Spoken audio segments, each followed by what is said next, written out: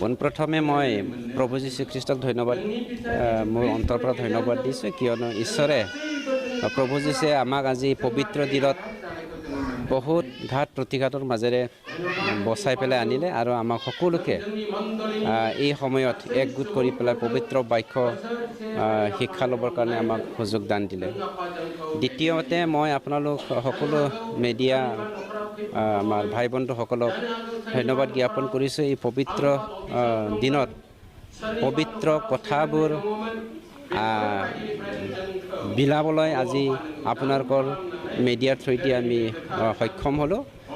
মই এটা মেছেজ দিব বিচাৰিছোঁ আজিৰ এই দিনটো ৩৫ লক্ষ আমাৰ এই বিটিআৰবাসীক শান্তি আনক প্ৰগতি আনক আৰু আমি সকলোৱে ইউনাইটেডলি আমাৰ এই বিটিআৰত থকা ৰাইজৰ কাৰণে বা জনসাধাৰণৰ কাৰণে আমি সকলোৱে আগবাঢ়ি যাব পাৰোঁ এই কামনাৰে প্ৰভু যীশু খ্ৰীষ্টৰ নামত সকলোকে ধন্যবাদ জ্ঞাপন কৰিছোঁ আৰু শুভেচ্ছা দিছোঁ ২০২২ চনৰ নতুন বছৰত আমি সকলোৱে যে শান্তিৰে আগবাঢ়ি যাব পাৰোঁ ঈশ্বৰে আমাক সকলোকে কৃপা কৰক আৰু আমাক সকলোকে লিড কৰক।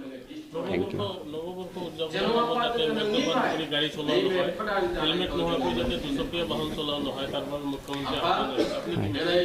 হয়, এইটো পজিটিভলি আমি সকলোৱে ল'ব লাগিব কিয়নো খায়ে আমাৰ জীৱনটো আমি ধ্বংস কৰিছোঁ। বহুত ডেকা ল'ৰা ছোৱালী এনেকুৱা মানে এণ্টি ছ'চিয়েল এলিমেণ্টবোৰত ইনভলভ হৈ যায় নতুন বছৰত। এই নৱবৰ্ষত যে আমি এনেকুৱা নহয় আমাৰ যি গভৰ্ণমেণ্ট অফ আছামৰ যি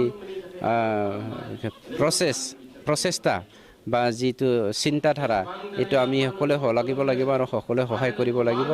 যদিহে ৰাইজে সহায় কৰে আমাৰ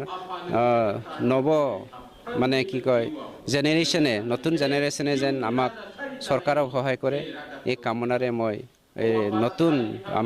নতুন চাম যি ল'ৰা ছোৱালী সকলোকে মই শুভেচ্ছা জ্ঞাপন কৰি পেলাই নতুন ৰাস্তাৰে নতুন চিন্তাধাৰাৰে আগবাঢ়ি যাবৰ কাৰণে অনুৰোধ কৰিলোঁ। ঈশ্বৰক ধন্যবাদ দিছোঁ কিয়নো আজিৰ এই পবিত্ৰ দিনত আমাৰ যি সৃষ্টিকৰ্তা ঈশ্বৰ তেওঁ নিজৰ একমাত্ৰ পুত্ৰক এই জগতলৈ পঠিয়াইছে। তো আজিৰ এই যীশুখ্ৰীষ্টৰ জন্মৰ দিনত মই বেংটল বাপ্টিষ্ট চাৰ্চৰ পৰা বা বেংটল বাপ্টিষ্ট টাউন চাৰ্চ হৈ মই আমাৰ বিটিআৰবাসী আৰু অসমবাসী সকললৈ মই শুভেচ্ছা থাকিল আৰু এই মানে অহা যি নতুন বছৰ এই নতুন বছৰত যাতে শান্তি সম্প্ৰীতি আৰু উন্নতি যাতে আনে এইটো মই কামনা কৰিছোঁ।